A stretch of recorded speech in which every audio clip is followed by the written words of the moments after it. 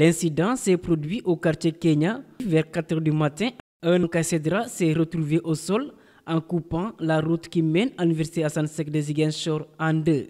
Réveillé par le bruit, cet habitant du quartier témoigne. Nous avons entendu un bruit assourdissant. Alors quand nous sommes sortis pour voir ce qui se passe, on s'est rendu compte que c'est l'arbre qui est tombé sur la route. Du coup, la route menant à l'université est coupée en deux. Depuis ce matin, les gens peinent à relier l'université ou au quartier Diabir de Ziguinchor. Informé de la situation, le maire de la commune de Ziguinchor s'est rendu sur les lieux. Sur place, des solutions ont été trouvées. On nous a alerté ce matin pour nous dire qu'il y a un caïcédra qui est tombé sur la route de l'université et qui a coupé la route, donc qui entrave la circulation. Donc immédiatement, on est venu voir ce dont il s'agit et prendre les dispositions pour que l'arbre soit dégagé et que la circulation puisse reprendre sur la route de l'université. Ouais, une solution a été trouvée, le coupeur est là avec sa scie mécanique donc, pour couper l'arbre. Et d'ici, disons, l'après-midi, normalement, ou bien d'ici le début de l'après-midi, normalement, la route devrait être à nouveau praticable et le tronc d'arbre complètement dégagé.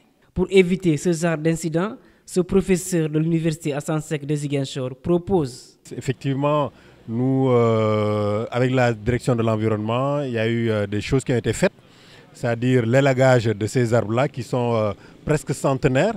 Mais malheureusement, le rythme est encore un peu lent et nous avons été effectivement obligés de constater que ce matin, il y a un arbre qui est tombé à cause des pluies diluviennes notamment qui sont tombées sur le Sénégal hier et qui ont causé des dégâts, notamment des morts au niveau de la ville de Touba. Ziguinchor, c'est la verdure, la verte Casamance comme on dit. C'est la couleur verte, notre couleur donc ici en Casamance. C'est bien de planter, mais aussi il faut savoir les entretenir, l'arrosage, mais les élaguer de temps en temps quand ils présentent des dangers parce qu'ils ne sont pas sans danger, notamment ces arbres, ces caïcédras qui sont aussi emblématiques, qui constituent une emblème de Ziguinchor. Heureusement, j'ai appelé le lieutenant des eaux et forêts qui est là avec nous.